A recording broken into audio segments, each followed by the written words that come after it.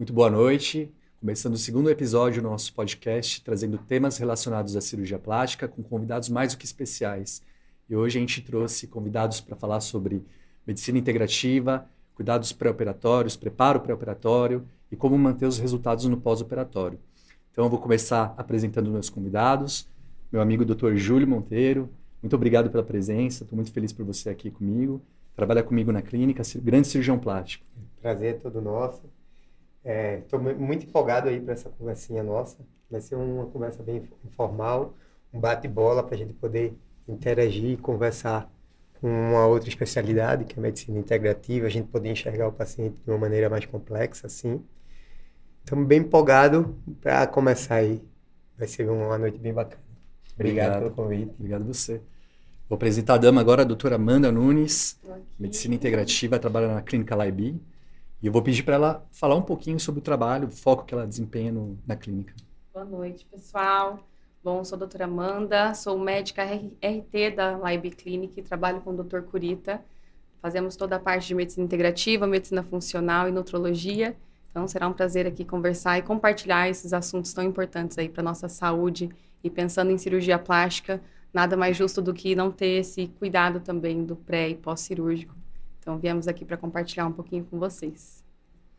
Muito bom, muito obrigado por aceitar o convite. Viu? Obrigada a você. E agora eu vou apresentar o Dr. Vitor Kurita. Por favor, muito obrigado pela presença. Faça suas honras à casa. Muito obrigado, Dr. Fábio, Dr. Júlio, Dra. Amanda.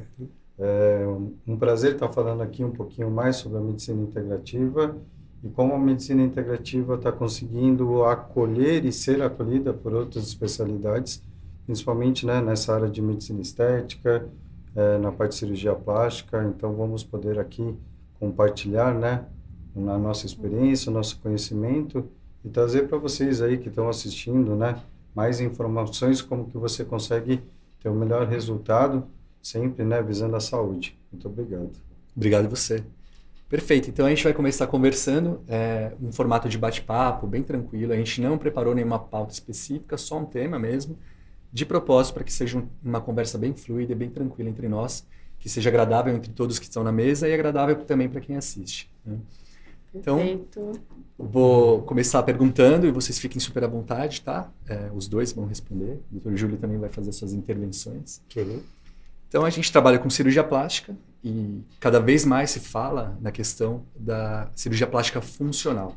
Né? Antigamente, a gente só se preocupava nos exames pré-operatórios básicos, recebia o paciente, se estava um pouco acima do peso, orientava, mas a gente não tinha muito a preparação como a gente vê hoje em dia esse cuidado. Então, eu queria perguntar para vocês qual que é o papel da medicina integrativa e como vocês enxergam o preparo pré-operatório, qual a importância disso? Doutora, por Posso favor. Iniciar? Bom, hoje eu trabalho muito com os pacientes falando sobre o nosso terreno biológico, né? Então, algo que é bem importante é entender toda a nossa biografia, todo o nosso estilo de vida, como impacta em resultados cirúrgicos. Então, esse preparo do terreno biológico no processo de desinflamação, na nutrição, é algo que vai reverberar no seu resultado. E se você não está preparado para uma cirurgia, aquele trauma ele pode gerar mais inflamação e não chegar naquele seu objetivo. Então, para cuidar desse terreno pré e pós-cirúrgico, é importante ter um cuidado que vai além dos exames comuns. Então, a gente faz ali na clínica exames laboratoriais bem completos, uma análise mais minuciosa, pergunta aí a história de vida desse paciente, as questões muito relacionadas à saúde mental também. E a gente vê muito perfil ansioso, né? Eu acho que vocês pegam muito isso também. E esse perfil ansioso, muitas vezes, ele tem uma ideia, uma expectativa, e que se a gente não trabalha isso antes da cirurgia, muitas vezes ele acaba se frustrando, mesmo tendo resultados incríveis. Então, esse preparo eu acho que é extremamente importante hoje para trazer mais qualidade e um resultado que fique aí bem de acordo com aquele biotipo e com aqueles exames que ele apresenta. Muito bom. Sempre tendo uma preocupação, né, na tríade, né, na parte de saúde mental em si, na parte emocional também é muito importante, e na parte fisiológica. A doutora Amanda, ela tem, né, uma expertise de vários diagnósticos. No meu caso específico, nós trabalhamos em conjunto, então eu sempre fico focado na parte inflamatória.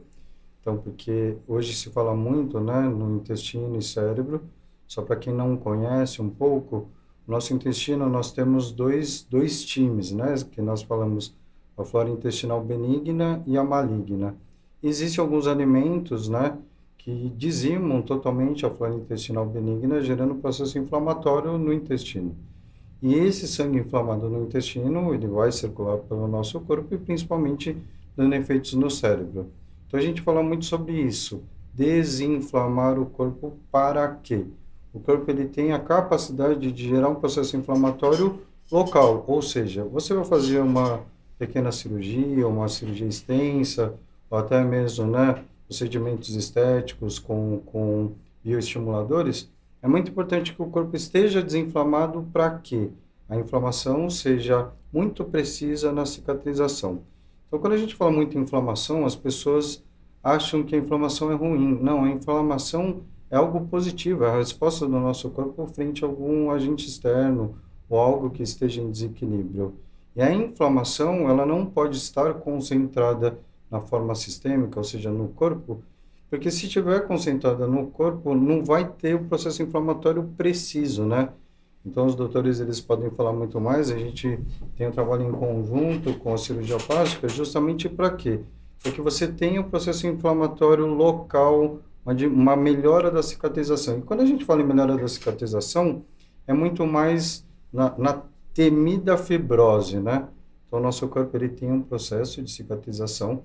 Se você tem um processo inflamatório sistêmico, a inflamação na cirurgia, né, no ato cirúrgico, ele vai ficar muito mais extenso, vai contribuir com que a fibrose desordenada fique mais tempo e essa famosa fibrose tão temida, né?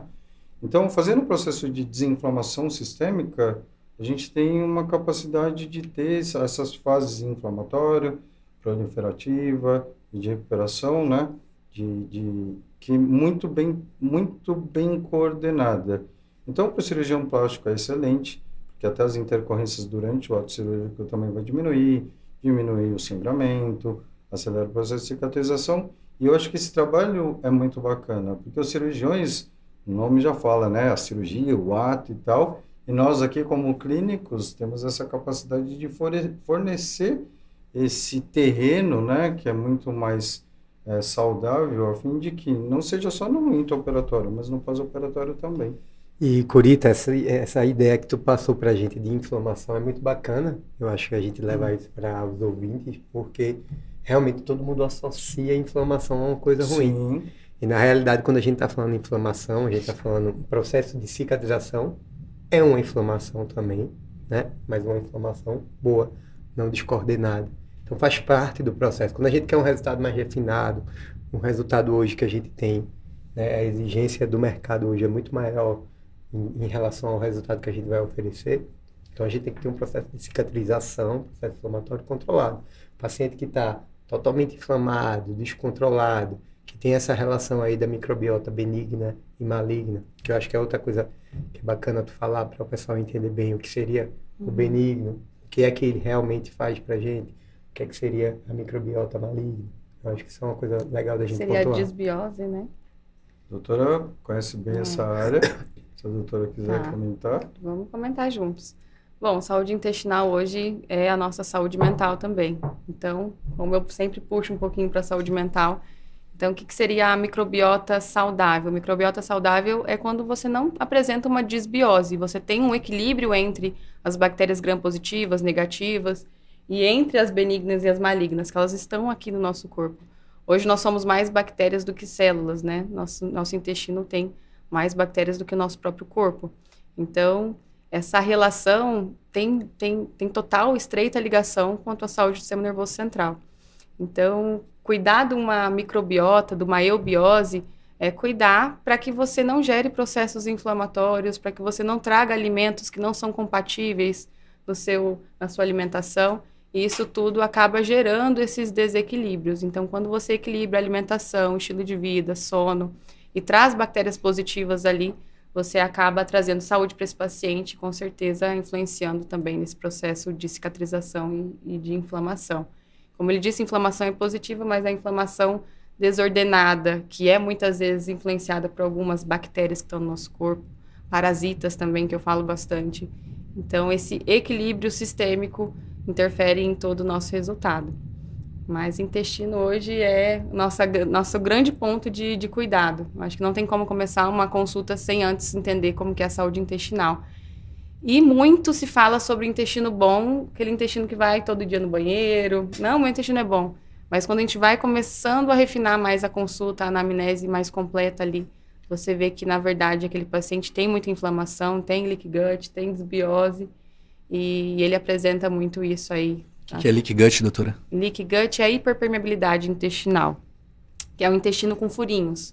Então, esses alimentos agressores que não têm compatibilidade, eles vão agredindo a mucosa gástrica, o intestino, vão gerando esses microfurinhos ali. E isso faz com que o Dr. Kurita falou, essa inflamação sistêmica. Então, não é uma inflamação que está só no intestino, porque o intestino ele absorve tudo. Então, ele tem um canal direto de trocas com o corpo. E aí, aquelas macromoléculas que não foram bem digeridas vão para o intestino, que está hiperpermeável, vai para a corrente sanguínea e gera inflamação sistêmica, que gera neuroinflamação. A gente Brain perde fog, um pouco da barreira, então, né? Perde essa barreira intestinal. É uma barreira que tá com uma qualidade ruim. Muito interessante você tocar nesse assunto, porque a gente pega muitos pacientes que ficam constipados no pós-operatório. Sim. Porque está usando opioide, porque não está caminhando. Sim.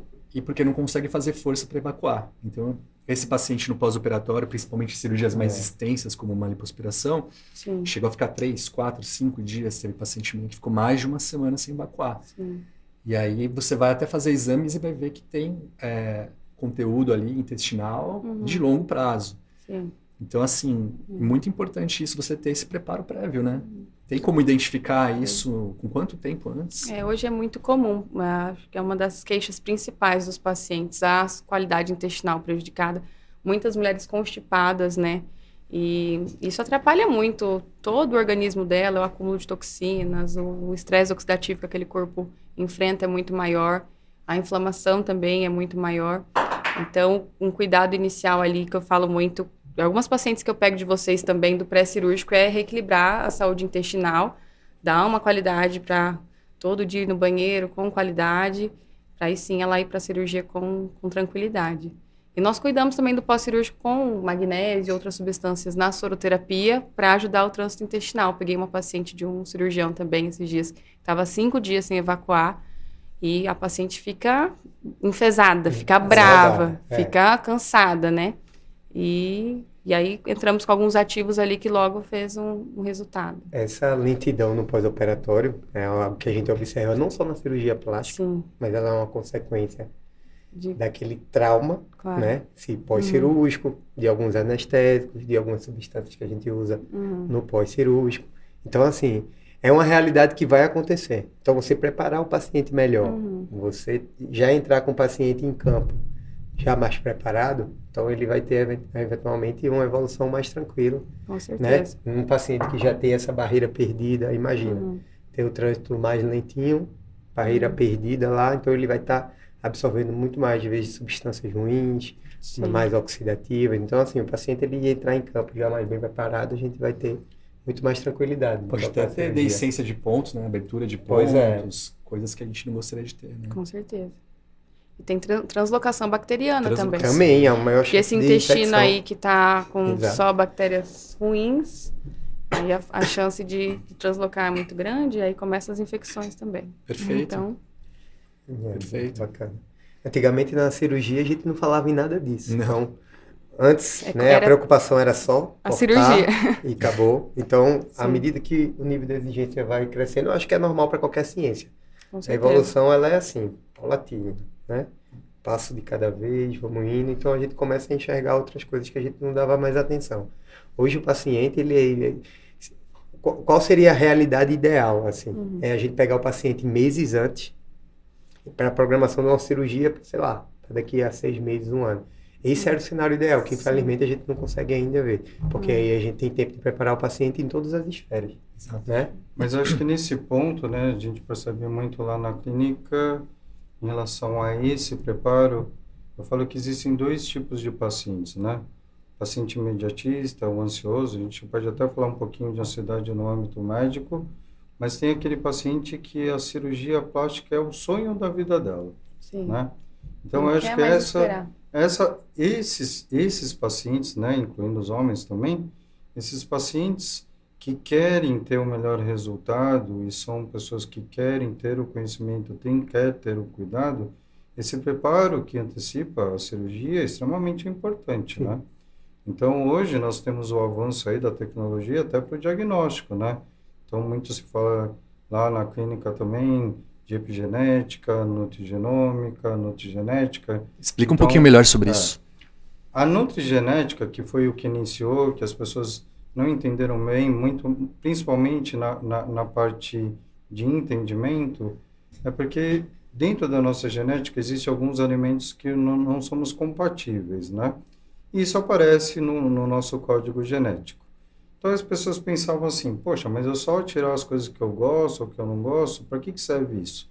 Só que a genética evoluiu tanto, que agora ela consegue enxergar não só a parte alimentar, mas também a parte comportamental, qualidade de vida, os hábitos desses pacientes. Que seria a Então, epigenética. a epigenética. E a nutrigenômica também avançou muito, usando dos alimentos como um aliado contra esses processos inflamatórios. Muitos dos alimentos que são considerados, né, anti-inflamatórios, eles podem ser utilizados, mas, por exemplo, a cúrcuma, né, que é um anti-inflamatório natural excelente, hoje já se sabe, através do estudo genético, que tem algumas pessoas que são intolerantes, né? Então, se a pessoa ela quer realmente ter, ela vai ter os alimentos que ela tem que evitar, ela vai ter um protocolo nosso em conjunto dos alimentos que ela pode estar usando constantemente para esse processo anti-inflamatório. Então, quando a gente fala em trabalhar de forma anti-inflamatória, a gente vai desde comportamentos e hábitos, conseguimos trazer informações precisas através da genética. Em cima dessa genética, conseguimos orientar o cliente, o paciente, a evitar determinados alimentos, introduzir para eles alimentos que são anti-inflamatórios, e nisso já vai ter um resultado muito importante. E uma coisa que eu sempre falo, né? As pessoas entendem esse lado inflamatório, mas elas não entendem muito bem o que essa inflamação pode acontecer. Então, hoje, né, tivemos aí essa grande, né, pandemia sobre o Covid, que gerou vários processos inflamatórios, e acabou mudando o comportamento das pessoas, e as pessoas não entendem que esse comportamento ele veio influenciado por essa parte inflamatória causada pelo Covid. Então, Exatamente. sintomas como cansaço, irritabilidade, instabilidade de humor, o pior de todos, ansiedade, dificuldade de perda de memória dos fatos recentes e diminuição de concentração e atenção. Então, hoje, dificilmente você vê uma pessoa que fala que a memória está 100% e que a ansiedade está controlada.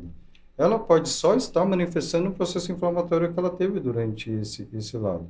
E aí teve aquele lado do lockdown, de pedir comida em casa, e essas comidas em casa, muitas têm muita química, muita gordura saturada. Isso gerou muito, né? Falta de atividade física, falta de atividades ao ar livre, tudo isso gerou mais o processo inflamatório. E uma das coisas na cirurgia plástica é justamente isso, a pessoa ficou lá enfurnada dentro de casa pensando o que eu posso fazer como cirurgia. Então, né, aquele negócio do confinamento, então, assim, é importante que as pessoas entendam que um processo cirúrgico sempre muito bem executado, sempre vai ter um resultado muito bom, mas sempre dá para melhorar, né? E esse cuidado do processo inflamatório é uma coisa que a gente trabalha muito, com muito afinco lá na Levi, né? Tanto eu quanto a doutora, nós temos, né, uma sinergia muito grande, o nosso trabalho sempre é muito em conjunto, sempre discutimos os casos, esse é o mais importante. Para quê? A fim de que o paciente tenha uma qualidade de vida e possa estar executando o procedimento cirúrgico da melhor forma, né? Então, quando você comentou, doutor Júlio, a respeito do lado antigo, talvez os hábitos também fossem muito diferentes, né? Não tínhamos um smartphone, né? As nossas brincadeiras eram na rua, comíamos O mundo muito era menos digital, mais analógico. o arroz, feijão e o ovo, né? Então, assim, até a mudança dos alimentos. Eu até brinco com os meus pacientes. A mudança do carboidrato foi brutal, né? Claro. Mesmo com glúten, mas eu brinco, né? Quando éramos mais novos, só existia uma batatinha frita. Hoje tem batatinha frita com N sabores, né? Sim, sim. Então, esses sabores têm a introdução de vários químicos aí que também geram todo esse processo inflamatório. Glutamato monossódico de todos os jeitos. De todos os lados. Então, assim, acho que é uma mudança da sociedade, sim. Então, por outro lado, também o avanço da tecnologia diagnóstica também nos possibilitou. Só que eu acho que muito interessante que as pessoas usufruam dessa tecnologia, né? Sim. Então, no código genético, um simples código genético pode mostrar para nós o que nós devemos evitar, né? Sim. Genes que estão ali Já com predisposição para gerar o processo de alguma patologia, alguma doença. Sim.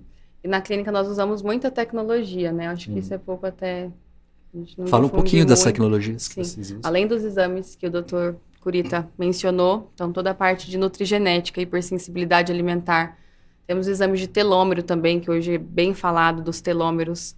Os telômeros são as anteninhas dos cromossomos que vão desgastando com o envelhecimento celular. E aí hoje a gente fala muito sobre a idade cronológica e a idade biológica. Então a idade da célula muitas vezes está acelerada em relação à sua idade cronológica, por esse processo de estresse oxidativo, inflamação, né, pelo nosso estresse crônico. Ou seja, Então, nossas células estão envelhecendo mais do que a gente deveria. do que nossa idade real. E esse exame de telômero é para avaliar a sua idade celular e colocar ali alguns stacks, alguns antioxidantes que dá para a gente trabalhar bem, para trazer uma saúde celular compatível com a sua saúde cronológica. E, claro, tentar esse anti-envelhecimento, essa reversão do envelhecimento celular. E aí, então, usamos a câmara hiperbárica também, que é uma terapia incrível de oxigenação, são as terapias de oxigenoterapia. Na clínica eu faço um exame também com o paciente, que é a microscopia de campo escuro.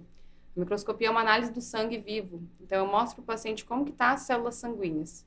Então, quando a gente faz o hemograma, eu vejo a quantidade das células, e quando eu faço a microscopia, eu vejo a qualidade dessas células. Então, um paciente muito inflamado tem aquele perfil de células enrolou, células empilhadas. Então, eu falo, imagina você não está conseguindo ofertar oxigênio para o seu tecido. Então, se você vai fazer uma cirurgia, você precisa de oxigenação. Se o seu tecido não está recebendo oxigênio, você predispõe a mais inflamação, hoje a doença mais temida é o câncer, e o câncer ele gosta de terrenos com hipóxia, com falta de oxigênio. Então, é trabalhar o todo do paciente também. Então, tem esses exames da nutrigenética, nutrigenômica, a microscopia, nossa bioimpedância também, que é bem completa, né, que avalia a composição corporal, biorressonância também, que é um exame um pouco diferente também, que avalia através da tua frequência celular e um banco de dados que vai fazendo várias análises com o teu sistema corporal. Então, muito legal. São exames que tem muita da física quântica, da medicina biofísica, e que traz também esse olhar mais personalizado, mais individualizado para o paciente entender qual que é a real necessidade do organismo dele. Perfeito. Então, antigamente o paciente chegava no consultório e a gente olhava só a questão do peso, Sim. fazia uma conta, que era o IMC, que hoje era já o peso relacionado pela altura, o peso pela altura quadrada. E aí você já falava, você está acima do peso, vamos perder um pouquinho, mas nada além, né? Hoje em dia você sabe que tem a bioimpedância, por exemplo, que é um exame muito mais sofisticado para você avaliar um paciente, porque muitas vezes o paciente é forte. Ele vai ter uma relação peso-altura maior. Diferente. E você vai impedi-lo de fazer uma cirurgia porque ele é forte, não faz sentido, né? Mas aí eu queria perguntar sobre a questão da dieta, justamente, não só para os pacientes. A gente pode entrar na questão do emagrecimento daqui a pouquinho também. Claro. Mas não tem uma receita de bolo, então. Porque você vai falar uma dieta low carb para todo mundo. Não, você vai otimizar em relação ao que você avaliou, correto? Então, isso depende muito, voltando nessa parte genética, depende muito da necessidade ou da vontade do paciente querer se conhecer melhor, né? Então, hoje, através da parte da nutrigenética, nós temos a capacidade de analisar praticamente milhares de alimentos que a gente consegue descartar, orientar qual lado. E o mais interessante é que a nutrigenômica veio mostrando que, mesmo que você tenha aquela genética, nós conseguimos mudar o cenário final, né? Então, voltando nessa parte de alimentação, Hoje em dia existem várias dietas mirabolantes, cada um defende a sua parte, mas eu acho que depende muito, muito em cada caso. Então você vê se a pessoa faz atividade física, se ela está com o corpo inflamado, se ela está usando algum medicamento de uso contínuo, se ela tem uma doença de base, uma doença crônica. Então, assim, lá na LAIB a gente consegue dar essa atenção. Por quê? Porque antigamente os grandes mestres falavam assim, médico bom é que pede pouco exame. Acho que então hoje estamos fazendo totalmente o contrário. Nós temos a tecnologia para ter um diagnóstico laboratorial tão extenso que nós conseguimos, em cima disso, elaborarmos dietas personalizadas, né? E aí, nesse lado também, que é o lado da preocupação, né? Nós dividimos as funções, eu e a doutora Amanda. Eu faço um trabalho muito mais com atletas, então eu trago essa expertise dos atletas para os meus pacientes, a fim de que ele perca peso muito rápido, mas com saúde, sem medicamentos, só com uso de fitoterápicos e tal. E o acompanhamento é com a doutora Amanda, né? Agora, quando o paciente já quer alguma coisa mais voltado, né, para a qualidade de vida, com algo mais ponderado, a doutora Amanda é expertise nisso. Então, nós formamos um belo time. Sim, se complementam, né? E ele trabalha, o Dr. Curita trabalha muito com as dietas também, eu acho isso muito interessante. E é isso, não existe dieta anti-inflamatória hoje. Existe a dieta que é compatível com o teu corpo, e eu faço essa análise através da biorressonância também, que é ver a compatibilidade alimentar, né, através dos exames da nutrigenética também. E aí sim você vai ter uma dieta que é anti-inflamatória para o teu perfil, para o teu organismo. Claro que sim, existem alimentos que são mais pró-inflamatórios, alimentos que já realmente têm aí uma facilidade de gerar inflamação, mas tem outros também que são ali os bonzinhos, mas que para aquele paciente não traz qualidade. Então é a medicina personalizada. Então a gente busca muito isso. É uma busca precisa aí para trazer mais qualidade. E não existe receita de bolo. Não existe receita de bolo, mas assim, dieta. sempre existe uma preocupação, né, na nossa parceria da LAIB com a JK, é justamente isso. Trazer a melhor saúde para o paciente para ele fazer a cirurgia plástica, né? Então, lógico, nós temos pacientes que nunca vão passar por cirurgia plástica e nunca pensaram sobre isso. Mas estamos pensando no lado da saúde. Mas para o lado da cirurgia plástica, é incrível, vem avançando cada vez mais, né? Então, esse processo anti-inflamatório é incrível. E a maioria das vezes é muito mais por orientação do que intervenção nossa.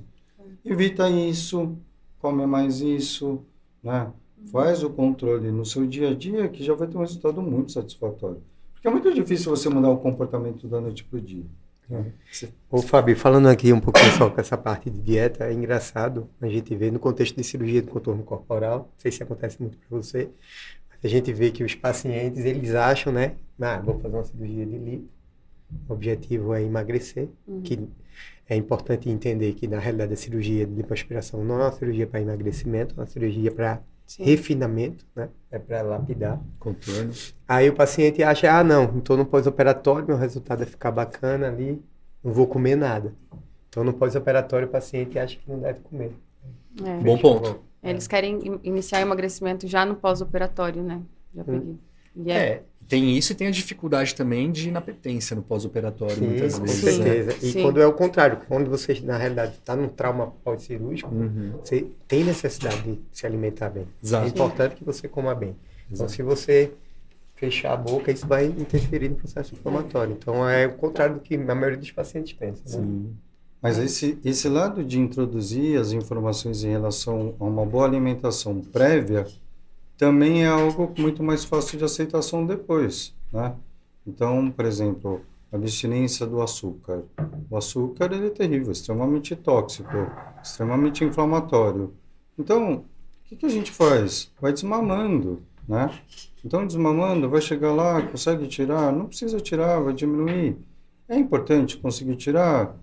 Mas é uma mudança comportamental. Uma Mas aí reeducação. imagina uma pessoa que vai lá e ela tá, viciada em açúcar refinado e faz a cirurgia e no dia seguinte fala que já não pode comer mais. Vai ter o lado traumático, né? o lado fisiológico, o lado cicatricial, já está com o corpo inflamado e ainda tem que tirar algo que gosta tanto, eu acho que é muita coisa, né? É. Então, assim, passarmos informações para, né, os clientes que se tornarão futuros pacientes, que quanto antes você começar a trabalhar a saúde, vai ter um resultado estético muito bacana. Isso é uma coisa que, né, que nós estamos introduzindo. Tem muitos médicos que já estão pensando dessa forma, mas a união do conhecimento da medicina, né, integrativa, da nutrologia, como algo prévio à cirurgia plástica ou qualquer outro procedimento. Sim. Não só uma cirurgia mais invasiva, até mesmo no trabalho que eu faço, né, no cotidiano, como uma tatuagem, né? Então, algo extremamente superficial, mas que deve sim ter uma qualidade muito boa, afinal, né? Então, eu acho que é como se fosse, né, colocar um conceito novo no começo, as pessoas têm um pouco de resistência, mas se falarmos mais a fundo no processo inflamatório, faz muito sentido.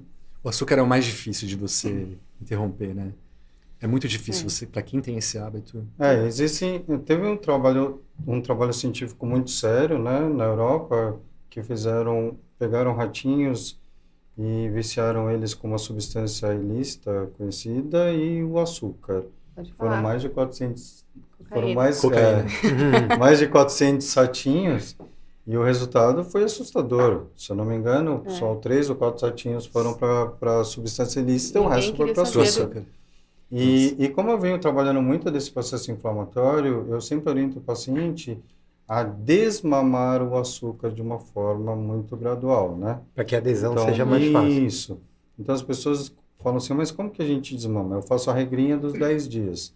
A cada 10 dias, então você come um docinho todos os dias, então nos próximos 10 dias, um dia sim, um dia não. Passados 10 dias, um dia sim, 2 não. E vai aumentando até uma hora que vai conseguir chegar nesses 10 dias.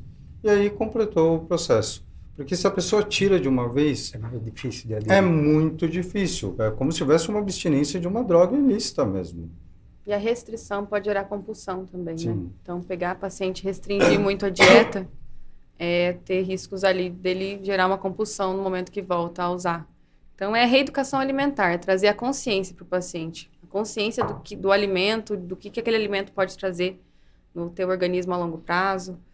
Então, eu trabalho muito essa questão da reeducação alimentar e não é dieta, é mais uma visão diferente. Eu falo que a mudança começa em onde você compra, no teu mercado semanal. Então, ali, o seu mercado tem que ser a mudança para você não ter dentro da sua casa.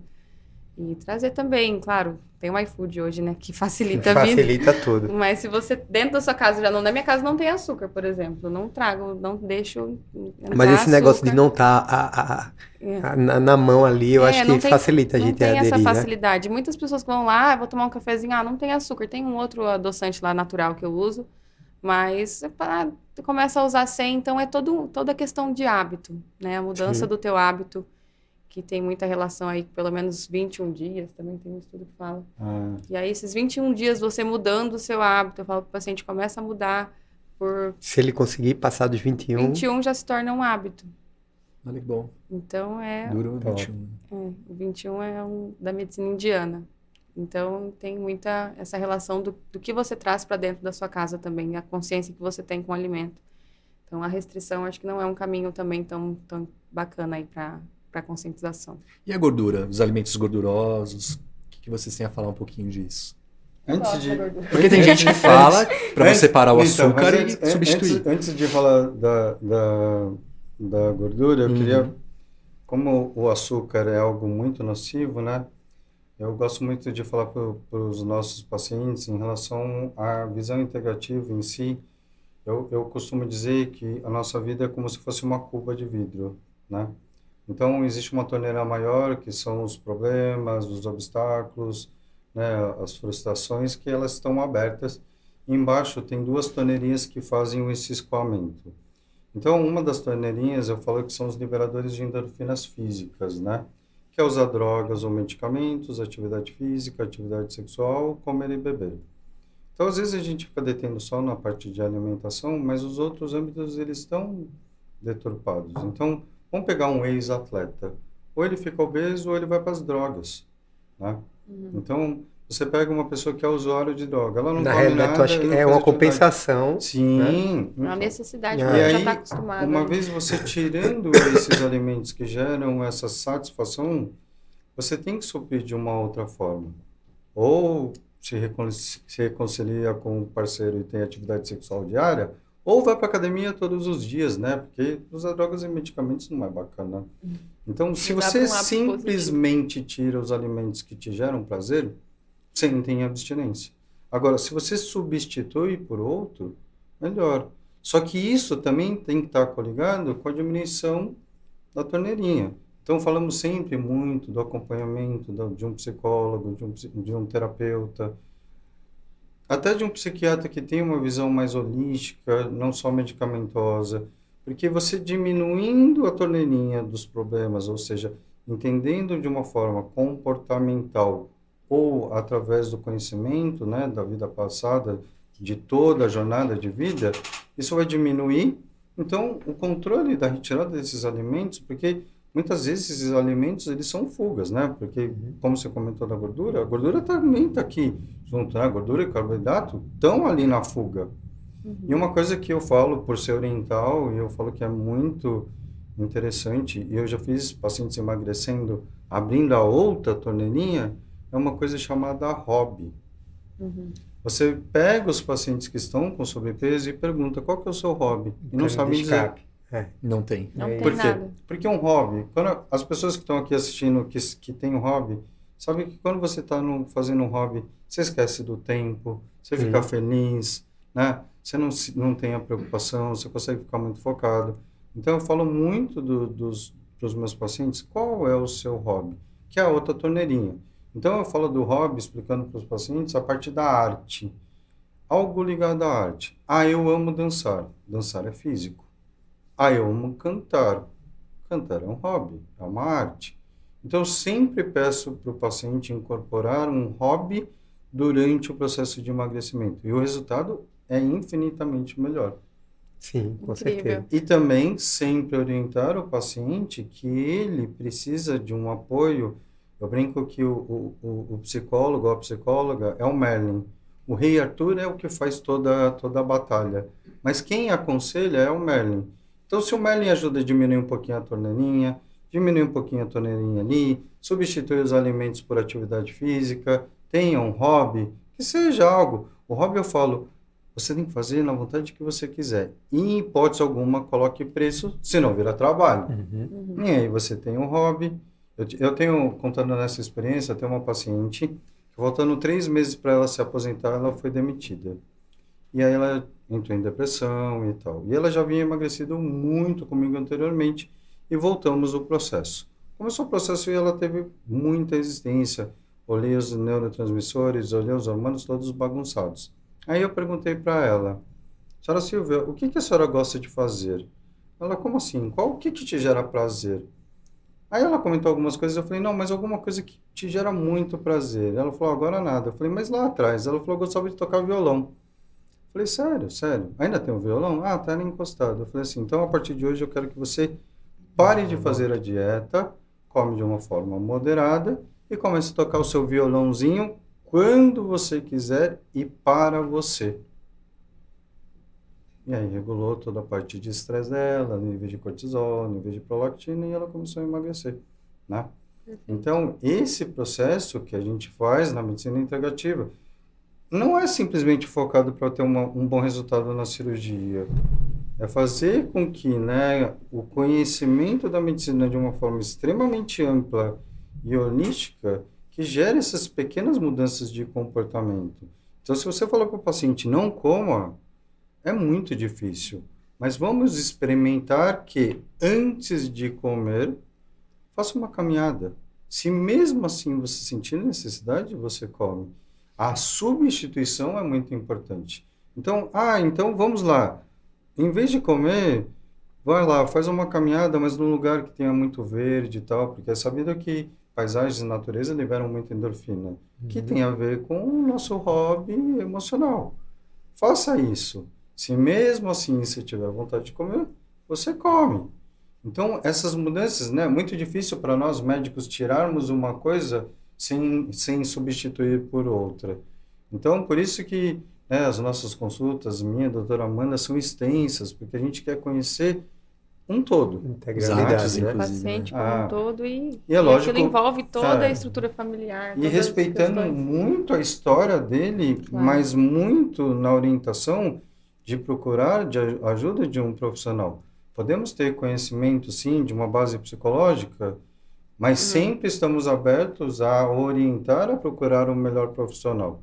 Eu até brinco, né, com os psicólogos. Eu falo assim, eu sou uma pessoa feliz por não defender nenhuma linha.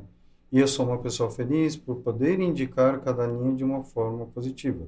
Que aí já a gente entra em outros assuntos, entra em psicossomática, e aí já virou uma saladona. Mas tudo isso vai fazer com que o cliente entenda que, não, eu posso esperar mais um pouco, eu posso me tratar um pouco, eu posso me conhecer melhor a fim de que faça uma cirurgia, né? Então, isso também é muito importante para vocês. É lógico, para vocês cirurgiões plásticos, vocês ficam porque vocês querem operar. Mas, por outro lado, o resultado final, por quê? Porque não é algo traumático. O cuidado que ela vai ter com ela como um todo vai se refletir no cuidado pós-operatório cirúrgico. E eu acho que vocês pegam muito também esses pacientes que psicossomatizam também. Conta um pouco, assim, que talvez chega num resultado que talvez era o esperado ali para aquele biotipo, mas a paciente vem com uma ideia já um pouco mais distorcida disso. Curita falou agora que é muito bacana essa questão de paciente que quer se cuidar. Eu tinha um chefe meu, um professor, que ele falava o seguinte, chegava na coleta da história do paciente e ele perguntava se a paciente fumava. Ele falou, não, fuma, beleza, não é uma contraindicação restrita, né, à cirurgia, mas ele contraindicava o procedimento. Aí eu, professor, por que isso acontecia, não sei o quê?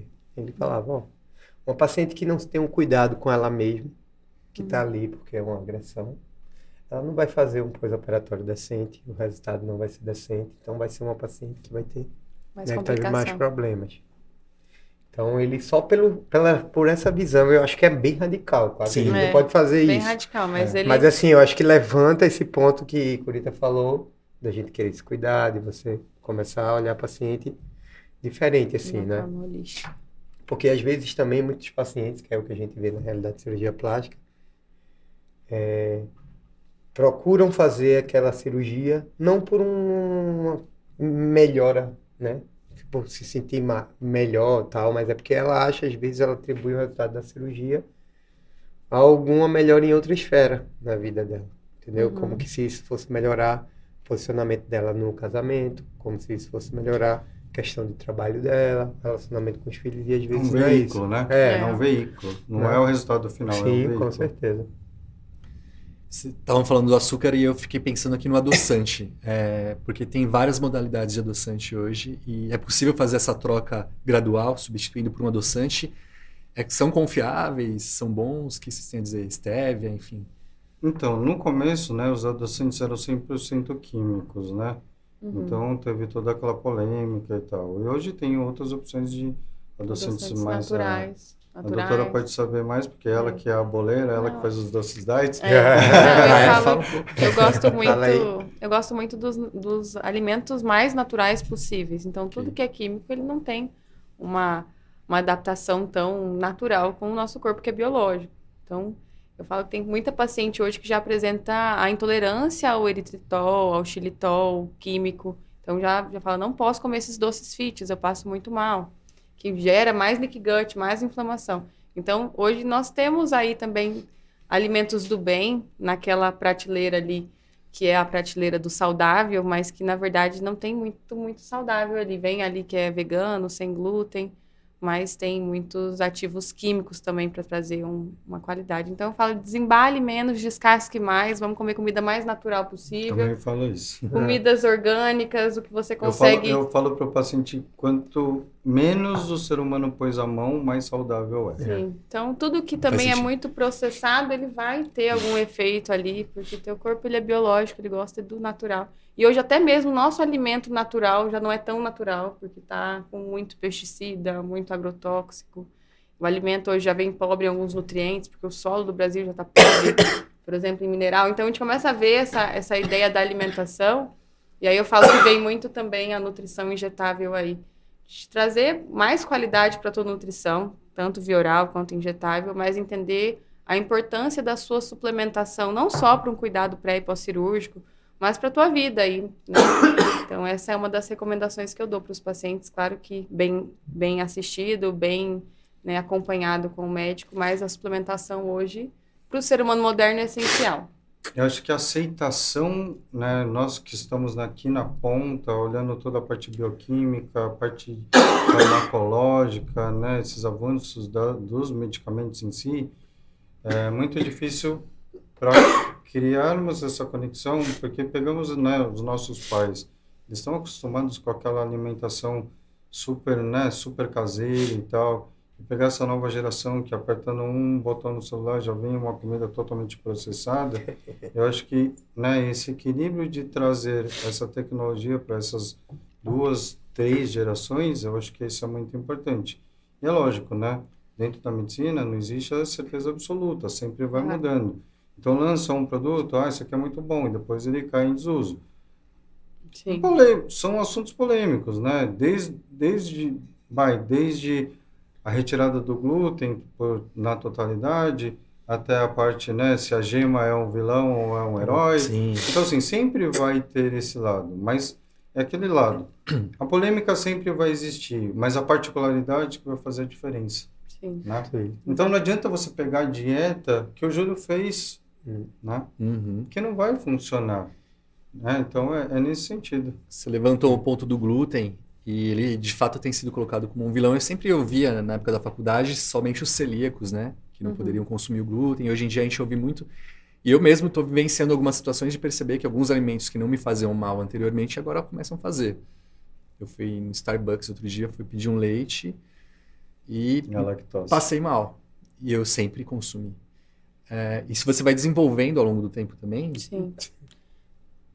Pode falar. Isso aí é legal. Não, é que assim, nosso organismo, principalmente nessa cascata inflamatória, nesse processo mais inflamatório do estilo de vida, das questões da saúde mental, vai gerando hipersensibilidades. Então, teu corpo ele começa a gerar hipersensibilidade a muita substância. Que não necessariamente ainda se caracteriza como processo alérgico, né? Isso, não é um processo alérgico, mas é uma hipersensibilidade. Então, o teu corpo ele já começa a ter uma reação diferente àqueles alimentos que você consumia, e principalmente por essa questão inflamatória, saúde intestinal, tudo isso que a gente falou do leaky gut, aí interfere muito nessas hipersensibilidades. Então, muito das suas alergias, rinites, tem um perfil também da alimentação que você traz ali para o teu corpo, e a hipersensibilidade começa já a te mostrar que teu corpo está respondendo de uma forma muito acelerada à agressão que está acontecendo ali.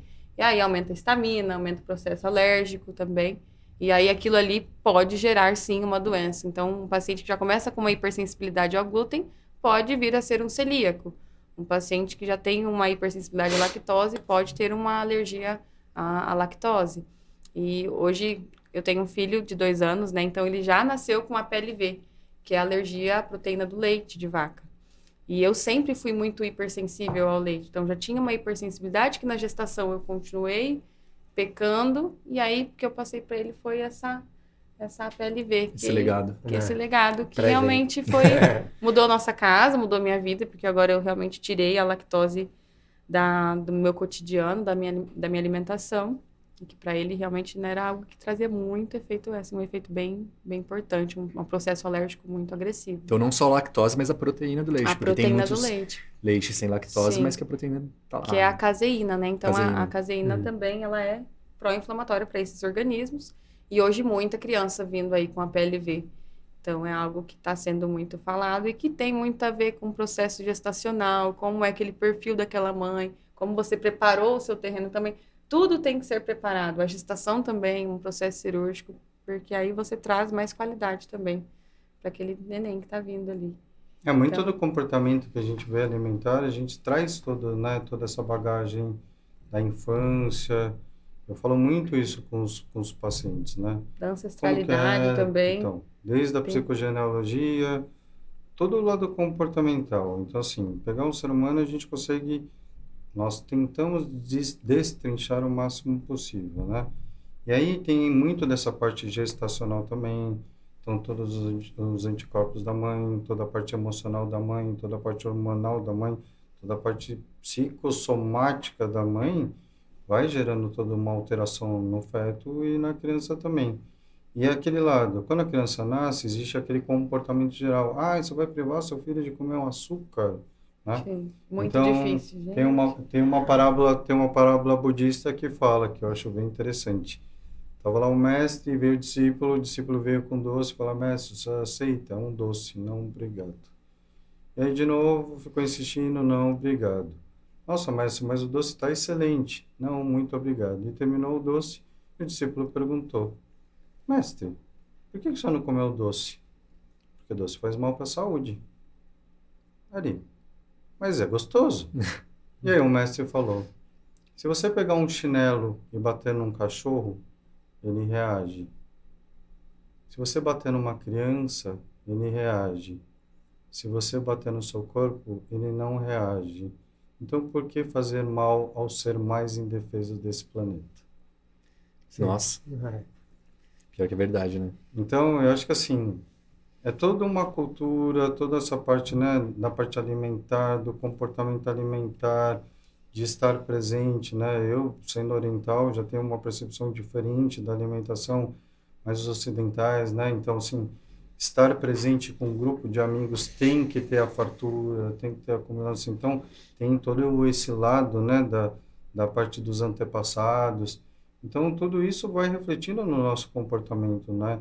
No nosso comportamento do dia a dia. Então, eu acho que, assim, essa preocupação, ela tem que ser, né, como a doutora Amanda fez, ela já teve uma hipersensibilidade lá atrás e passou, então já tem esse cuidado. Provavelmente o filho dele vai ter o cuidado na vida dele, depois vai passar isso, né, pros filhos. Eu acho que isso é muito importante. Só que é aquele lado, né?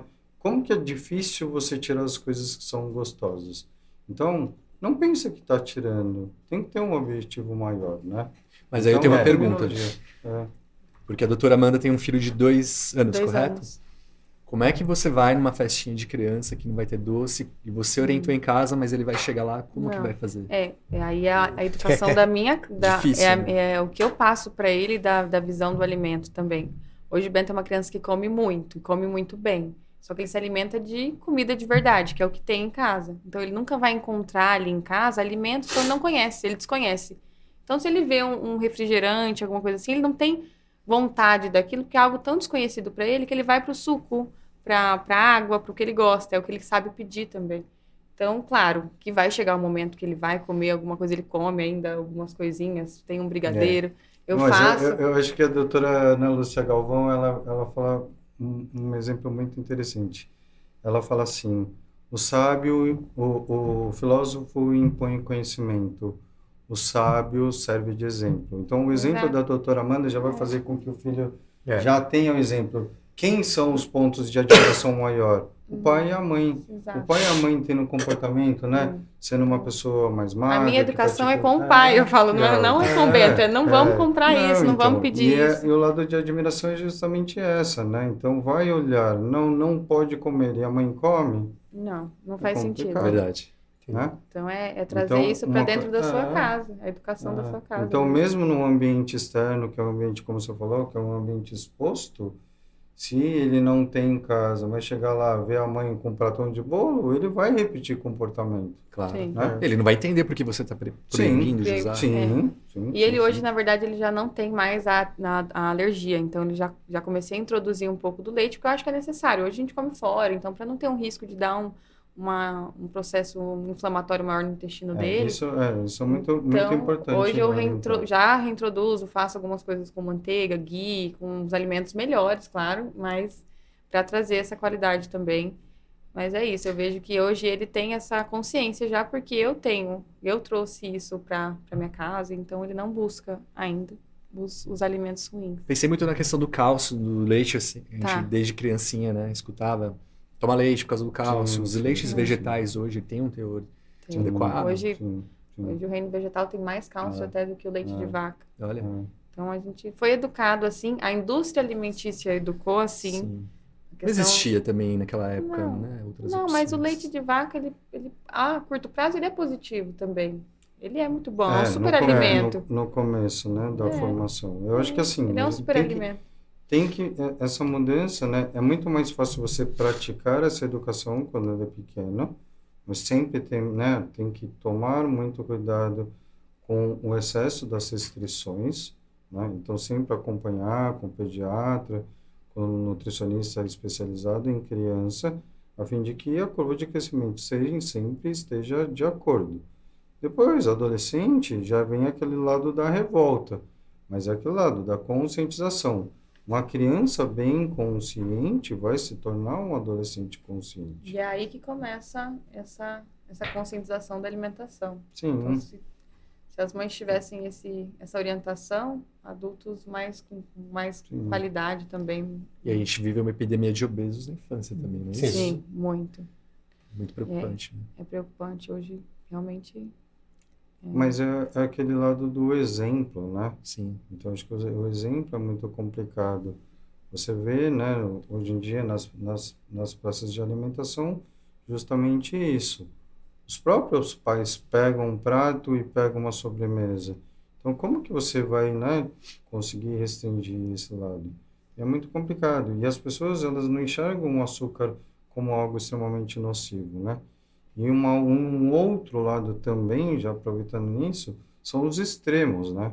Então, na vida é tudo um equilíbrio. Então, por exemplo, ausentar o glúten.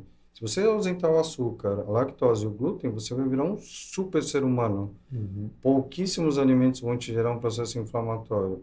Mas se por um acidente você introduzir, você vai ter uma defesa do corpo tão exacerbada que pode gerar um processo inflamatório infindável. Sim. Então, é o equilíbrio. Então, Sim. assim, em relação ao que a própria natureza nos fez, a natureza não colocou o açúcar refinado.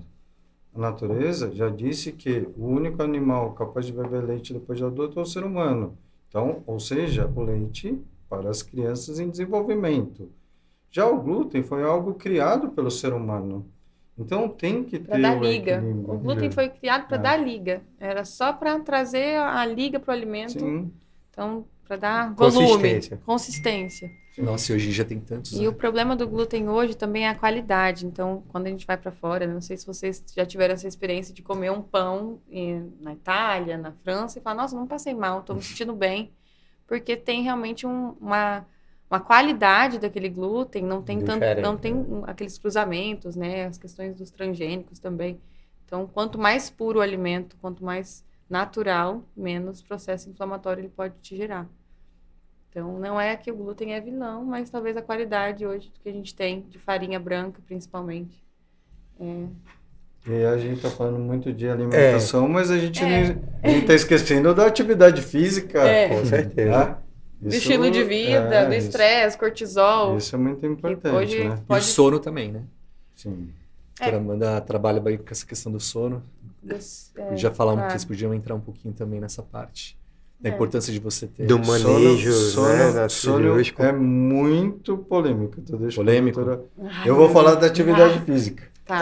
Os dois. Não, o sono são os 5 pilares aí da saúde. E o sono é um dos principais. E hoje nós temos muitos hiperestímulos, né? Então, eu vou falar mais dessa parte aí. Então, como nós estamos sempre ligados às telas, a luz azul, ela é uma onda que inibe a produção da melatonina na sua glândula pineal. Então, hoje é difícil falar quem não vai dormir e mexeu no celular há menos de 1 hora atrás. Então, a higiene do sono, principalmente para paciente que está com insônia, que tem já muitas questões do sono, um sono ou muito prejudicado, ela é a principal caminho. Não tem como eu falar, vou te dar uma suplementação, um Pro-Sleep, ou até mesmo a cannabis medicinal, mas se eu não falar sobre esse hiperestímulo da luz azul, não adianta. Então, hoje eu falo muito do biohacking, que é hackear o teu corpo, trazer alguns algumas alternativas também, porque eu falo muito com o paciente que trabalha à noite, que ele tem que estar com a tela. Como que eu falo? Não, tira a tela, porque é aí que você vai conseguir ter um sono de qualidade. Mas dá algumas alternativas. Olha, tem hoje um óculos de lente amarela que faz a tua glândula não captar essa emissão de onda Igual azul. aquele modo noturno do como celular. o modo noturno, que já ajuda, como usar o Kindle ou outros meios de luz que não vai te trazer um problema tão grande quanto uma tela de celular tão próxima aí, pelo menos 1 hora, 2 horas antes do sono.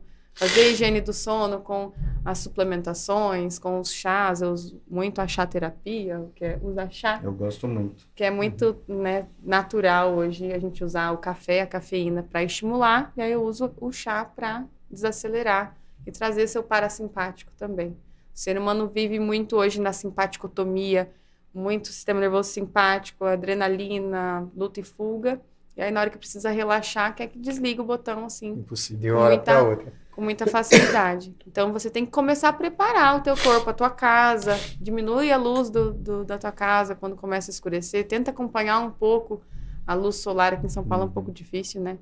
Mas ter esse contato ali com o amanhecer, com o entardecer, é regular teu ciclo circadiano também. Então, hoje, os stacks que eu uso para sono são esses, assim, basicamente. Sim. E a cannabis medicinal, para mim, hoje é minha querida de muitos tratamentos aí. Eu tenho cuidado e desmamado muitos pacientes que usam medicamentos aí psicotrópicos para dormir. E quando entra com a cannabis, a gente começa a ter um resultado positivo e desmama medicações aí que podem trazer dependência química, overdose, problemas muito maiores. E a gente falar aí de sono no contexto da cirurgia plástica é importante, porque isso tudo vai ter repercussão no processo inflamatório Sim, também. claro. Então a gente tem um ciclo circadiano correto, né?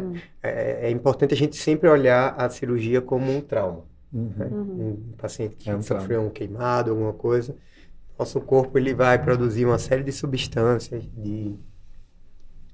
enfim, uma cascata fisiológica ali que vai repercutir no processo de cicatrização que a gente estava falando no começo. Então você ter tudo regulado, desde o processo de nutrição, um sono bacana, ter toda a fisiologia lá, a casa em ordem, então isso vai ter repercussão no processo inflamatório e no resultado da cirurgia também. Então hoje, quando a gente está falando de cirurgia plástica de excelência, que a gente está querendo levar com resultados que vão além do que a gente tinha visto, então a gente tem que pensar no paciente nessa integralidade aí, né? E a gente convida vocês a fazer esse movimento também. Exato. Eu quero fazer uma pergunta para os cirurgiões. Nossa. Como que vocês enxergam o porquê, né? Então, assim, com certeza vocês devem passar uma série de orientações, mas com certeza também vocês percebem que a maioria não executam essas orientações. Qual o motivo que vocês dão para que esse paciente não adere todo o processo pré-operatório e pós-operatório? Bom, eu vejo muita questão da pressa. Chega em cima da hora, né? Tem muito aquela coisa, tomei coragem e vou operar, então é para agora. E aí não tem um preparo prévio Adequado, como a gente gostaria. Eu Mesmo acho que o isso mínimo, assim, que vocês Exato. pedem ali, A gente já é um pede. pouco difícil, já é né? difícil. Acho que a pressa por tudo, por fazer, por resultados. E eu acho que tem sido o nosso inimigo, essa questão da ansiedade no mundo que a gente vive. Especialmente em São Paulo, né? Sim, com E certeza. quantos deles se preocupam com o processo cicatricial? Se preocupar, todos se preocupam, né? Principalmente aquele que já teve uma cirurgia. Mas que já nessa vem com- pergunta dessa preocupação não pode ter uma barreira de tipo, você não fez a cartilha? Eu creio que a gente está entrando numa fase de ter mais informação agora e a gente vai expandir esse universo e reeducar. Nós mesmos, nos Eu acho que na reeducarmos. realidade, eu posso considerar que isso é uma vanguarda do processo. Sim. Na realidade, a gente está levando agora, estamos iniciando. Se você for falar aí, a maioria dos colegas, infelizmente, não fazem isso, né? E assim, a gente tem É um uma... trabalho minucioso e em Minucioso. conjunto, né? Exato, Até, exato. né? Então, na verdade, é nós somos os agricultores que vão trazer o ingrediente para Substrato. vocês e vocês vão fazer o melhor prato, né? Pra Perfeito. A galera. divulgação desse Isso, programa isso. de hoje é fundamental para a Ah. gente expandir esse universo e as pessoas entenderem o quão é importante um preparo prévio com profissionais que estudaram muitos outros temas que nós... Não, eu costumo falar, né, nas mentorias que eu faço do processo inflamatório sistêmico, como mitos e verdades, vamos falar da famosa carne de porco. Sim. Então eu pergunto para as pessoas, alguns falam que sim, outros não. Eu sempre explico desse processo inflamatório sistêmico. A pessoa que já está com processo inflamatório sistêmico, se comer, ela não vai ver tantas mudanças. Porém, se você orientar a não utilizar, vai diminuir um pouco o processo sistêmico, né? Então, eu acho que é... Quanto tempo antes e quanto tempo depois, então? Eu costumo orientar o paciente a não utilizar pelo menos uma semana antes. Ok. E durante, eu sei que é difícil, durante as 2 primeiras fases, né, da cicatrização inflamatória e proliferativa, também não utilizar. E eu venho tendo uns resultados muito satisfatórios. Então, mas por quê? Porque eu explico para o paciente toda a parte interna. O pessoal está preocupado com a ferida externa, né? Não está preocupado com a parte interna. Sim. Então, na parte interna, a gente sabe que tem um período aí em torno de mais ou menos 4 a 5 semanas. Então, durante esse processo, você não tirar a atenção do corpo do processo inflamatório que está lá trabalhando de uma forma bem coordenada para ter a melhor cicatriz do planeta, jogar atenção para o lado sistêmico. Então, o resultado é muito legal. E é muito bom. Eu vi um trabalho da UFMG uma vez falando de frutos do mar. Se eu não me engano, salvo engano. Colesterol.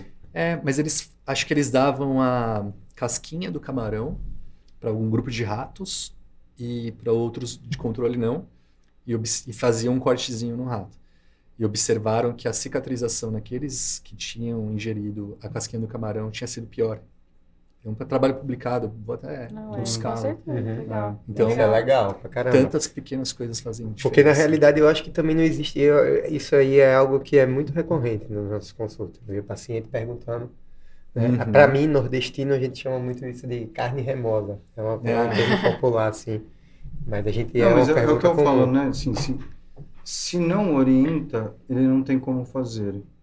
Se orientar, ele fizer ao Ele já contrário, nós, como médicos, nós temos a obrigação dessa orientação, né? Então, eu acho que isso é muito importante. E esse papo que a gente está tendo é incrível, porque por anos existia aquela separação entre cirurgia e clínica, e hoje olhar que, cada um tem uma função primordial no resultado. Sim, com certeza. Né? E como isso vai repercutir no resultado. Enfim, é como eu estava falando, a evolução, né, de toda a ciência, ela é um passo de cada vez. Então, eu acho que hoje a gente está olhando o paciente de uma outra maneira e está vendo como isso é importante na realidade. Para a galera que está nos assistindo, que tiver o sonho de fazer um procedimento cirúrgico, né, que entenda que se você se programar antes e trazer a saúde para você com bons hábitos, você pode ter certeza que o resultado vai ser, né, infinitamente melhor. E para a sua manutenção desse resultado também. Porque você pensa muito ali no resultado a curto prazo, mas se não muda o estilo de vida, você pode voltar a ganhar. Vai voltar. Volta e não mantém o seu resultado, aquele investimento que tem que ser com qualidade. Então, eu falo que quem cuida hoje com o pré-cirúrgico, com a medicina integrativa ou medicina nutricional, nutrologia, ele está fazendo um investimento assertivo, porque ele sabe que ele vai ter um resultado e vai cuidar desse resultado também. E é difícil para a gente mensurar, né? Diferente de vocês, que vocês fazem um corte, para nós é difícil mensurar, porque o paciente ele não enxerga a melhora da qualidade de saúde. Ele enxerga, sim, quando ele faz alguma coisa errada e vê o quão péssimo ele ficou. Sim. Né? Naquele pós-cirúrgico, principalmente. Então, é aquela mudança de comportamento. Os pacientes perguntam, mas doutor, o que você sentiu diferente? Nada. O que você sentiu diferente? Por que, como que você eu não senti nada, doutor. Ia estar errado. Só que é aquele lado. Quando entra no processo inflamatório de novo, fala, nossa, como eu tive uma melhora. E como foi menos doloroso o processo, menos traumático, menos né? hematoma. E aí, mais suportável. E esse trabalho em conjunto com a cirurgia plástica é incrível, por quê? Porque nós conseguimos mensurar para esses nossos pacientes que estamos trabalhando em conjunto, você consegue mostrar uma recuperação violenta, né? É lógico que se o paciente faz a primeira cirurgia, não está por falar de fibrose, esse tipo de coisa, mas num comparativo desse paciente com outros cirurgiões plásticos, com certeza absoluta ela vai ter um resultado muito mais satisfatório. Uhum. A cicatrização com certeza vai ser muito melhor. Muito E melhor. eu tenho certeza que vocês querem entregar um Claro. resultado de excelência, né? Claro, Então, sem isso... dúvida. E falando de cicatrização, e agora dando uma mudança um pouco aí de rota, vocês falaram que está fazendo parte agora da realidade, né? Nossa, é uma coisa mais nova agora sim, mas também faz parte do uso da medicina integrativa, que é o uso de câmara hiperbárica, né? Uhum. E para a gente, no contexto da cirurgia plástica, eu vejo ainda muito dos pacientes assim uma falta de conhecimento, de educação sobre o assunto, Uhum. de saber. Eu acho que a gente debater um pouquinho isso aí é bacana, né? Os benefícios, o porquê que a gente faz na cirurgia plástica.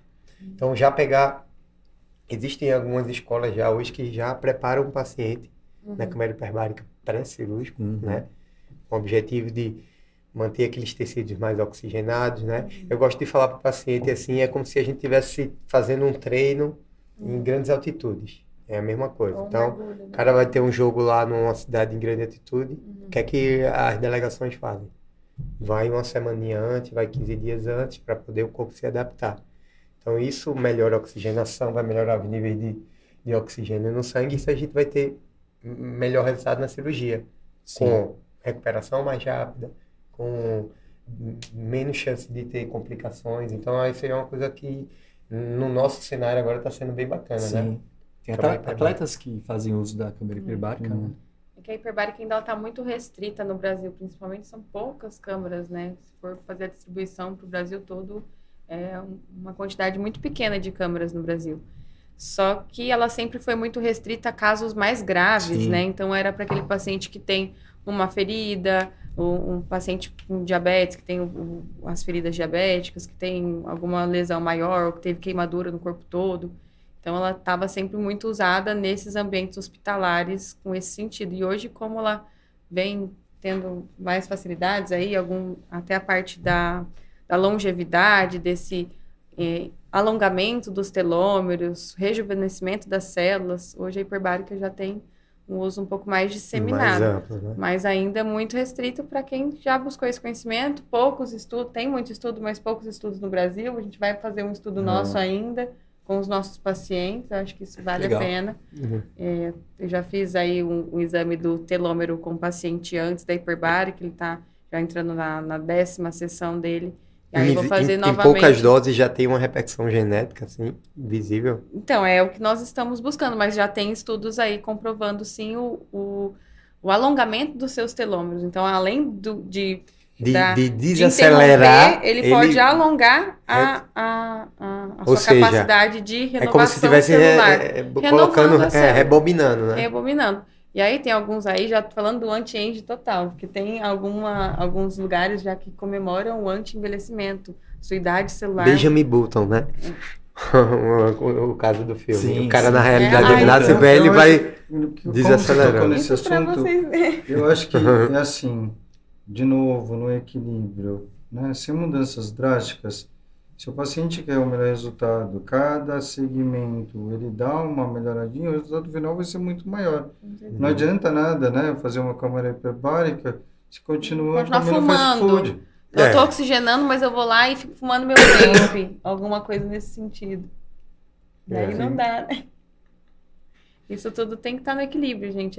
São tecnologias que estão a favor, mas não é o... E além da câmara hiperbárica, né? O doutor pode falar melhor do ILIB, que também é muito utilizado Que isso? nessa o parte. laser. É um laser de baixa intensidade que melhora a atividade mitocondrial, que melhora a oxigenação também. Então, isso também é muito utilizado. Como Não que ele é apenas aplicado? Como é isso? Na verdade, ele tem ponteiras, né? Então, você tem... hoje, na clínica, nós usamos o que fica na artéria radial. Então, é um laser de baixa potência. Ele só é uma luz. Ok. Então, aquele ponto luminoso começa a fazer o estímulo, melhora o fluxo sanguíneo, a antiagregação plaquetária. Ele faz todo um cuidado Sim. a nível vascular também. E aí tem os pontos que você pode usar o ILIB laser na carótida. E é algo indolor, né?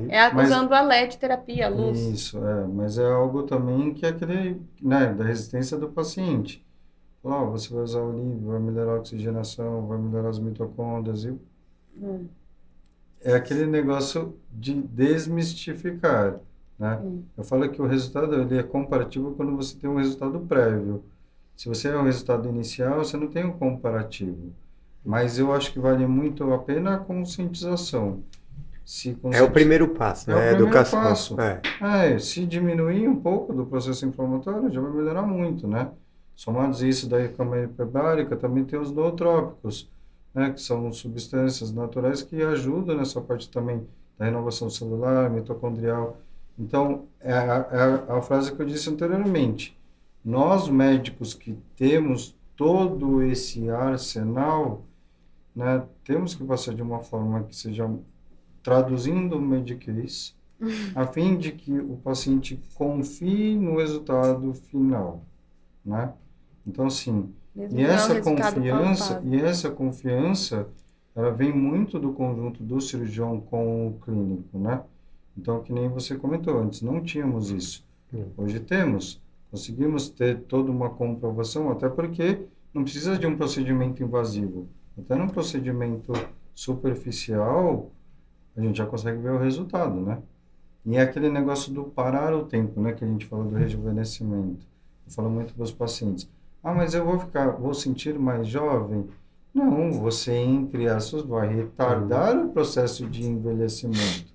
Né? A promessa de rejuvenescer, ainda eu acho que a medicina está brigando muito, está trazendo... Agora, imagina estancar. Já está bom. Segurar, pausar um pouco o processo. Que nós já estamos acelerando muito nessa vida moderna, acelerada, estressada. E é só o estresse nesse sentido. Então, os nossos pacientes, nós temos toda essa preocupação de análise na complexidade, desde a parte gestacional, desde a parte dos antepassados. A gente fala muito dos antepassados, tem experiências bem bacanas com os pacientes, sabendo de comportamentos dos antepassados, porque nada, nós somos o código genético, né? Então, comportamentos que estariam impressos, né? Traumas, até a questão psicossomática também, né? Que mantém muito ali alguns... Essa questão de comportamento, a gente está saindo um pouco, mas eu acho que é legal, assim, para dar uma... Mas a ideia é essa. Comportamento impresso na genética. Legal. Pegaram um grupo de pessoas cegas de nascença. Fizeram avaliações assim, comportamentais. E compararam a pessoas que tinham uma vivência. E viram, por exemplo, que pessoas cegas de nascença, na hora que fosse comemorar uma coisa positiva, não sei o quê, fazia exatamente o mesmo movimento que uma pessoa que enxergava. Olhar para cima, tal. E o cara nunca tinha visto aquilo antes, porque ele era cego. Então a gente tem no nosso gene comportamentos que a gente vai passando. A nossa memória celular também. É muito legal isso, né? Tem até comportamentos gestuais. Eu vejo algumas coisas que meu pai faz e eu pego. Interessante mesmo. É muito legal. Eu falo muito, eu explico muito isso para os pacientes, principalmente quando a gente fala um pouquinho de saúde mental, né? Da repetição de comportamento, da onde veio os comportamentos dos antepassados.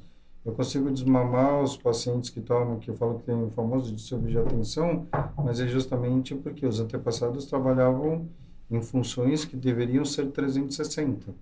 Então, como que você vai ter o hiperfoco se por gerações o cérebro foi moldado a poder se dividir, né? E foi geneticamente compartilhado. Então, isso é bem difícil. É lógico que, né? A gente sempre está falando, quebrar esses padrões é muito importante.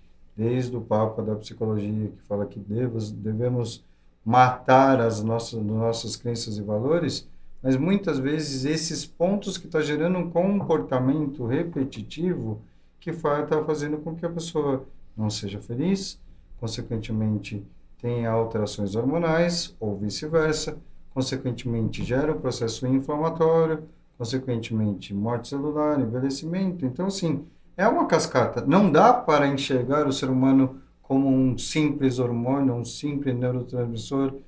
Tem que olhar como um todo, né? Sim. Então, a profundidade, é lógico que tem pessoas que são mais céticas, mas como mostramos sempre dentro da ciência, é muito mais fácil o entendimento, né? Toda novidade ela é mal vista no início. Vocês devem ter ouvido muita coisa no início.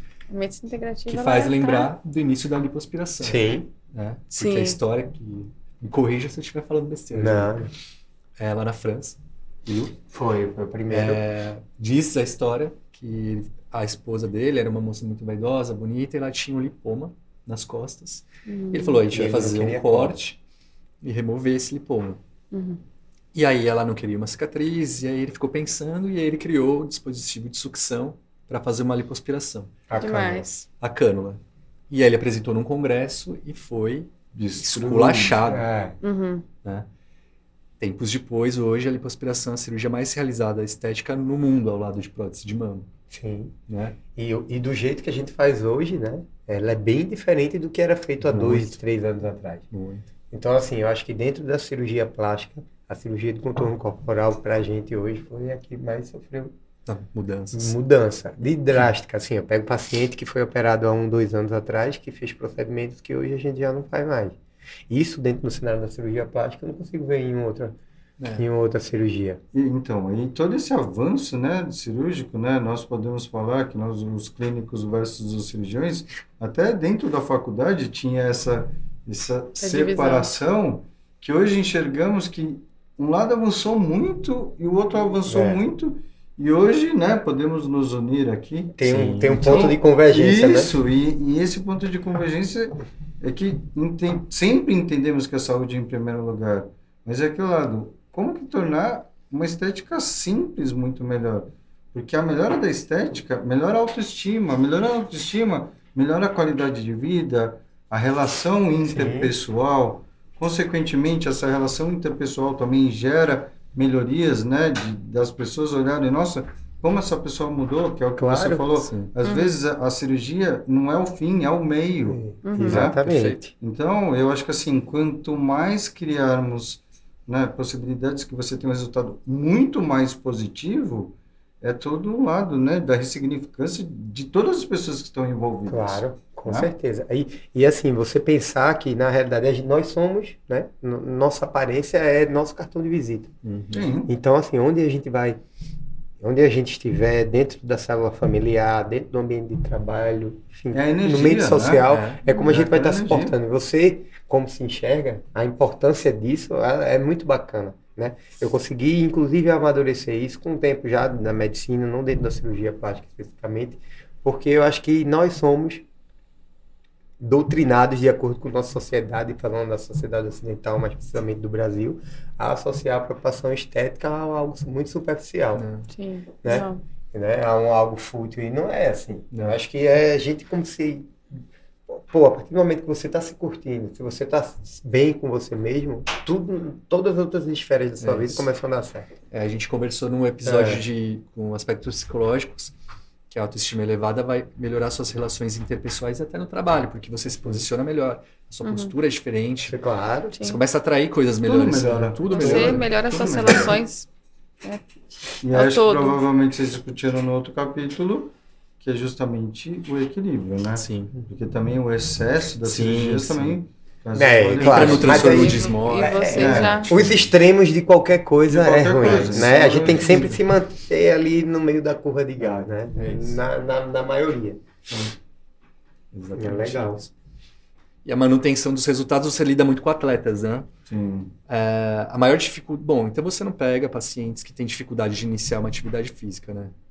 Então, eu tive uma mudança, né, dos pacientes. Antes eu só atendia atletas de alta performance, só que todo atleta de alta performance tem uma tia que está fora do peso, um tio que está diabético. Então, foi tendo esse lado de migrar, né?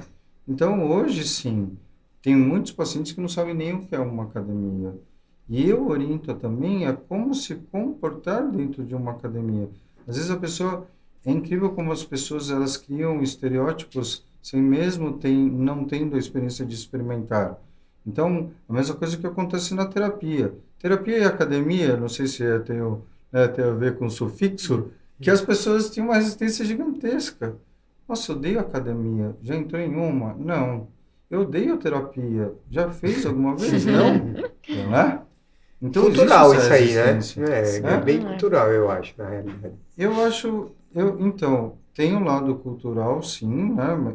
Por exemplo, você vê no Japão aquele famoso É isso Rádio exatamente o que Taiso. eu ia falar agora.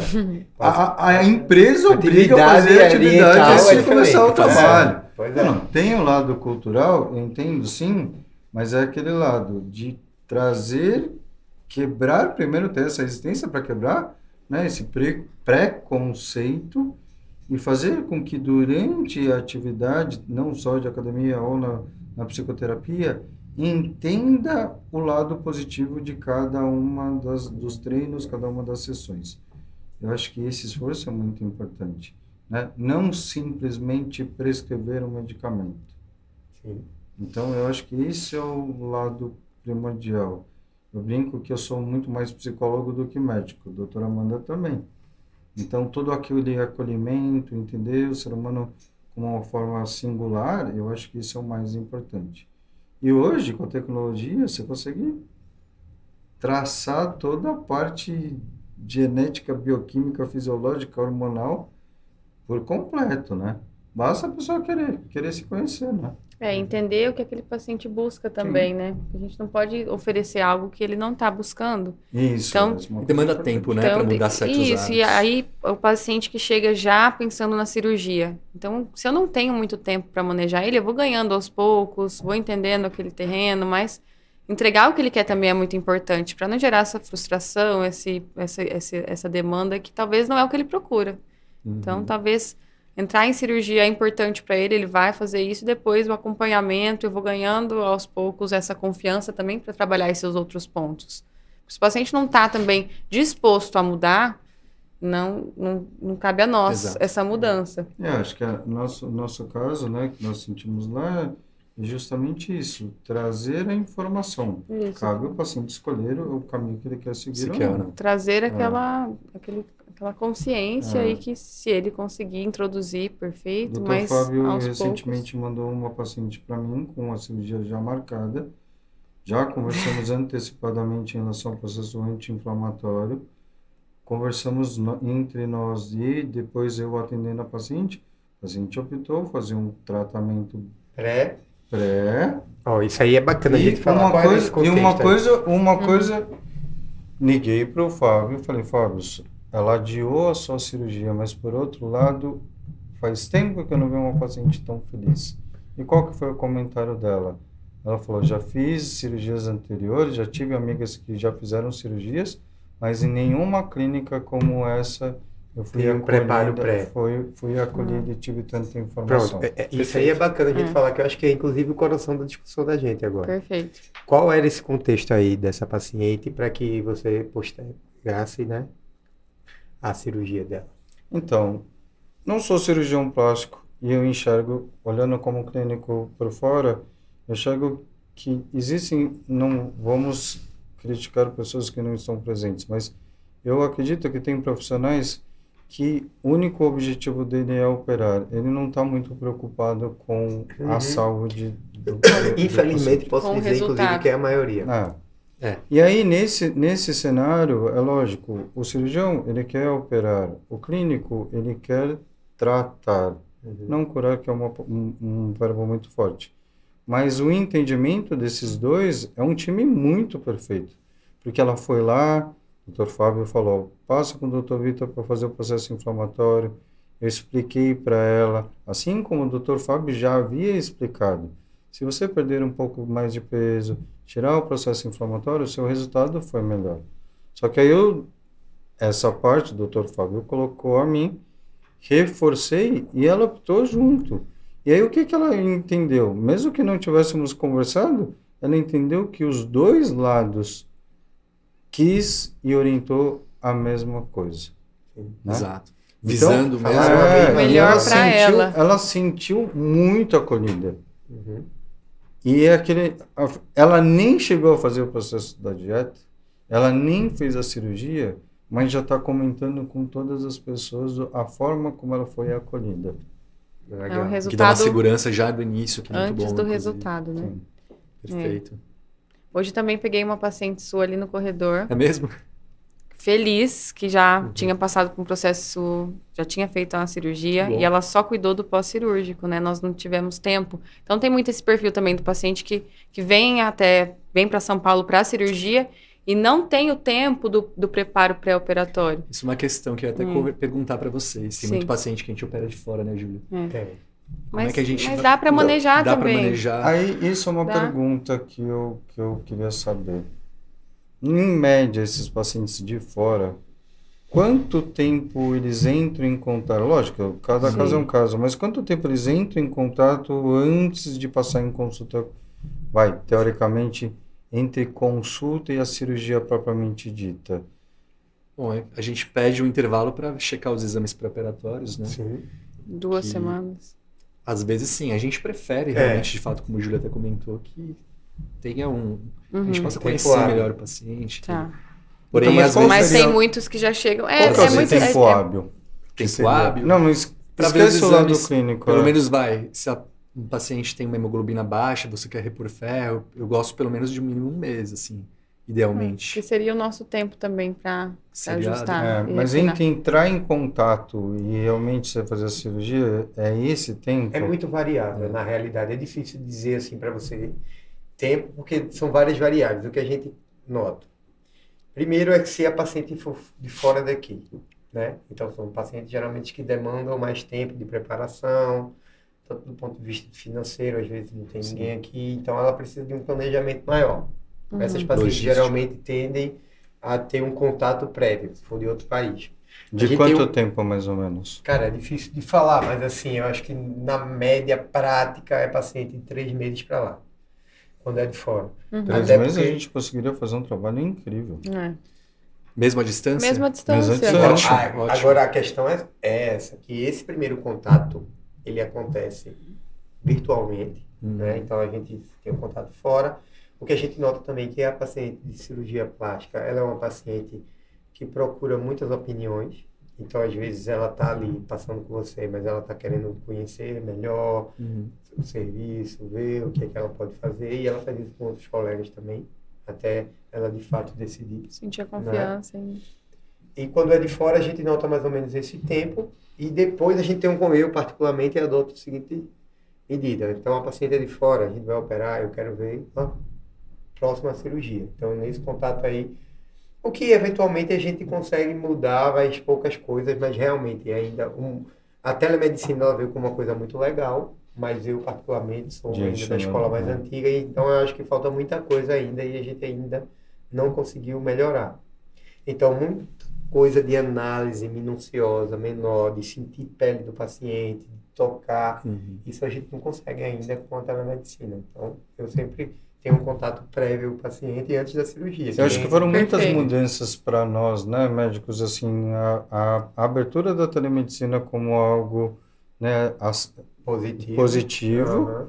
mas eu acho que também esse lado, né, de como Da o propedêutica Dr. Fábio clássica, falou, assim, que a gente não, pega. de trazer algo novo, né, desse preparo do paciente prévio, mas um preparo por completo do processo para melhorar o processo cicatricial, coisa Sim. que não havia Não antes, havia. né? Então eu acho que é algo que vai, né, com certeza fazer um barulho muito grande, mas por outro lado, os pacientes que aderirem a isso, que estiverem assistindo, vão entender que a gente vai preparar todo o terreno para ter o melhor resultado treinamento, possível. isso. Isso. E isso é uma coisa até legal que tu falou, Fábio, na tua prática, assim, é algo que eu percebo. Eu acho que a telemedicina, inclusive, me deu mais tempo de preparação, porque como o paciente ele tem a maior possibilidade de estar o tempo inteiro em qualquer lugar e de ter acesso a qualquer médico, eu acho que geralmente essa consulta acontece bem tempo antes. Antigamente, sem a telemedicina, o paciente ele já queria operar logo e tal, já queria... Já Com chegava o tempo, pra... ele, vou testar mais, vou provar o cara que é lá do Nordeste, outro cara do Japão, enfim. escolher. Então, o cara, ele escolhe melhor, tem mais tempo. Então, isso eu acho que a telemedicina deu mais tempo de preparo. Mas É uma acho que coisa boa. também tem o lado, né, por exemplo, do desconhecimento, mas a partir do momento que estamos trabalhando junto, trazendo as informações, Vai ter muito paciente que ainda vai ser muito resistente. Claro. Mas o trabalho bem feito em conjunto, tendo um resultado muito mais satisfatório, vai gerar um boca a boca incrível. Sim. Sem Né? dúvida. Eu acho que Esse é é o isso. embate de toda mudança, né? Toda Sim. mudança sofrerá resistência. Ah. Então, a gente tem ainda um processo, é algo que tanto na literatura quanto na sociedade mesmo está iniciando. Então, a gente precisa, infelizmente, de mais tempo aí para Sim. poder implementar melhor. Agora, Sim. realmente, é um trabalho conjunto, de formiguinha ali, todo mundo junto, fazendo. Eu sou um cara que eu acho muito bacana essa visão. Pelo menos eu e o Dr. Multidisciplinar, Fábio, a gente já tá. tem uma paciente.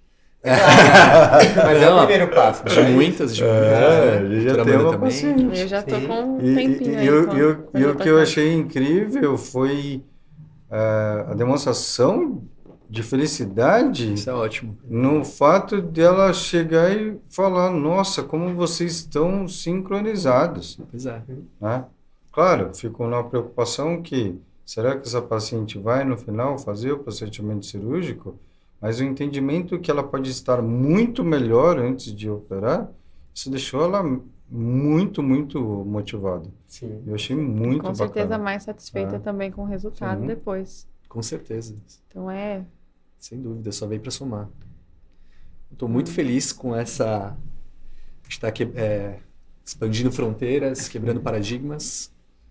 E vai ser um prazer cada vez maior trabalharmos todos juntos, em conjunto, e trazendo essa informação para os pacientes. Acho que a gente teve um papo super legal. Longo, porém É, bem agradável.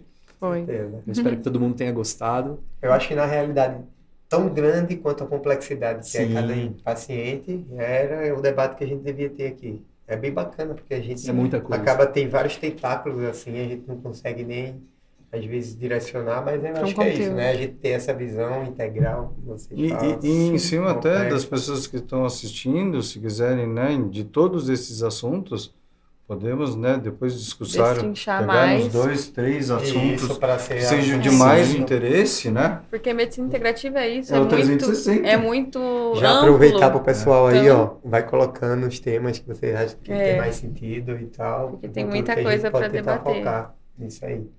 Vocês vão ter muita live para fazer, hein? Pode chamar, eu já adorei o convite. Estou aqui nos próximos também. Muito bom, eu estou muito Espero feliz com a você. conversa. Eu estou bem satisfeito, bem contente mesmo. Foi um prazer imenso receber vocês aqui Obrigada. e espero que tenha sido agradável para vocês, como foi para mim. Então, mais uma vez, muito obrigado, Dr. Júlio, Que é isso, muito obrigado. Doutora pelo Amanda. convite. Dr. Obrigada. Curita Dr. Fábio. e para todo mundo que acompanhou e que vai acompanhar ainda. Muito obrigado pela paciência. É isso, experiência legal demais. Perfeito. Compartilhando aí conhecimento. Boa Muito noite. bom. Boa noite, então. Boa noite. Valeu.